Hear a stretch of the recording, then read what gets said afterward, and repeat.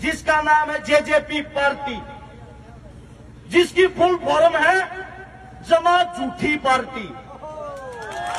अभी आपने जो रांडे होया कर ना, रांडे जिनकी शादी नहीं हो रही, वे छोटे छोटे बच्चा तो क्या कर, बेटा पापा कह दे 5 रुपये दे दूंगा। वो काम है, वो काम उस पार्टी ने रैली के अंदर किया कि अनिशन गाना जब गाओगा जब पापा जी का भाषण सुनोगे। हरियाणा से चलकर बता रहे हैं भाई हरसिंह चिंकारा, आप आए और अपना उद्बोधन दे भाई हरसिंह चिंकारा।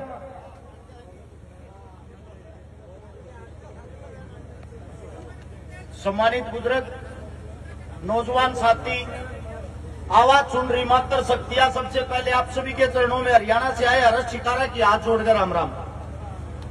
भादरा, अगर भादरा की बात करें, भादरा वो मिट्टी है जिसके अंदर से बड़े बड़े किसान नेता निकले, जिन्होंने आपके खेत तक आपके पानी को पहुंचाया, आपको खेती करने का तरीका सिखाया। लेकिन आज इस देश का दुर्भाग्य है, पूरे उत्तर भारत का अगर कोई सबसे बड़ा चेहरा और कोई सबसे बड़ा किसान पुत्र जो अपने घर को, परिवार को छोड़कर, अपने भाई को भी अपने साथ लेकर इस राजस्थान की असली लड़ाई लड़ रहा है, वो है खेत और रेत का बेटा हनुमान बेनीवाल। अब आप सभी साथियों को बता देता हूं, वो समय नजदीक आ गया जिस लड़ाई के लिए दिन रात संघर्ष करते हुए अपने 25 साल आप लोगों के लिए दान दे दिए। आज एक ऐसी महान आत्मा आपके बीच पहुंची है, मुझे बताते हुए बड़ा गर्व महसूस होता है। अगर मैं आधी रात को भाई साहब को फोन करता हूं, आधी रात के अंदर उस काम को करवाता है, जो काम को मंत्री संतरी सीएम करवाने की औकात नहीं रखता, उस काम को बड़े भाई साहब 1 सेकंड में करवाते हैं।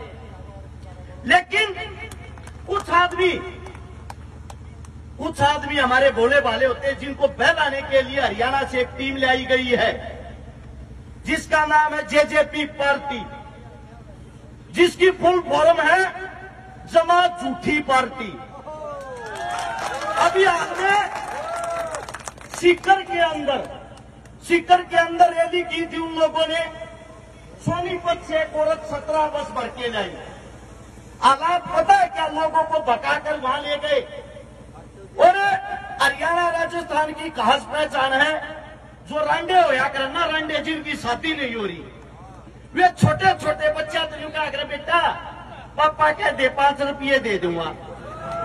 वो काम है, वो काम उस पार्टी ने रैली के अंदर किया कि अनिशन गाना जब गाओगा जब पापा जी का भाषण सुनोगे।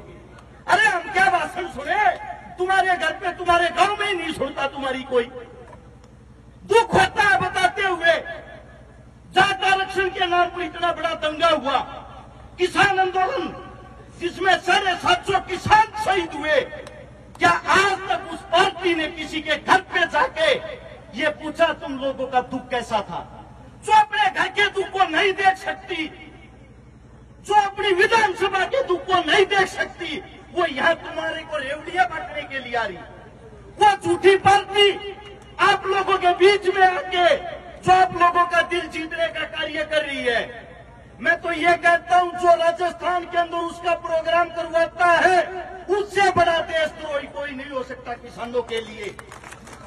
अरे तुम तो वो इंसान हो, तुम्हारे बीच तुम्हें तो भगवान का शुक्रिया अदा करना चाहिए, वीर तेजा जी महाराज का शुक्रिया अदा करना चाहिए, जिसने इतने बड़े किसान नेता को जन्म दिया। मैं कहता हूं, अगर हरियाणा में ऐसा एक आदमी होता, पूरे भ्रष्ट सिस्टम को हिला के रख देता। मैं आप सभी साथियों से एक बात कहता हूं, चुनाव नजदीक आ गए हैं, हमें 200 अनुमान ढूंढने, सिर्फ 200। उन 200 अनुमान के पीछे उनकी 100 आदमियों की सेना ढूंढ रही है। सिर्फ 100 आदमी बड़े भाई साहब की जोड़ी में डाल दो। और जो कहते हैं कि हनुमान की तो सरकार कहां से आओगी, छोटी सी पार्टी, उनको एक बात बता देता हूं, जो लंका थी लंका, श्री राम भी हनुमान के बिना नहीं जीत पाया तो राजस्थान है, हनुमान के बगैर कैसे जीत पाओगे। और हम एक बात और बताते हैं, हम सरकार बनवाने वाले नहीं, हम अब की बार सरकार बनाने वाले हैं। ये आपके बीच खुले मन से कह रहा हूं, दिन रात एक कर देंगे भाई साहब के लिए।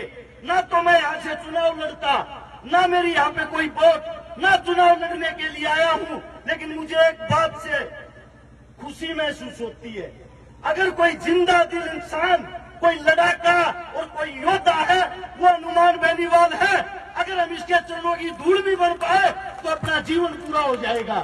इसी के लिए बड़े भाई साहब के साथ दिन रात कोशिश कर रहे हैं। और आप सभी से इतना ही कहूंगा, सब काम धाम छोड़कर आप लोग एक महीना अपने आप को हनुमान समझे।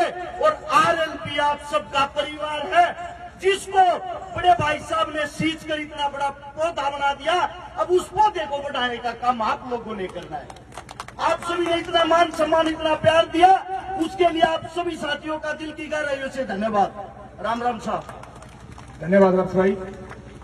अब संबोधन की अगली कड़ी में मैं आमंत्रित करता हूं हमारे बीच में मेड़ता से लोकप्रिय विधायक श्री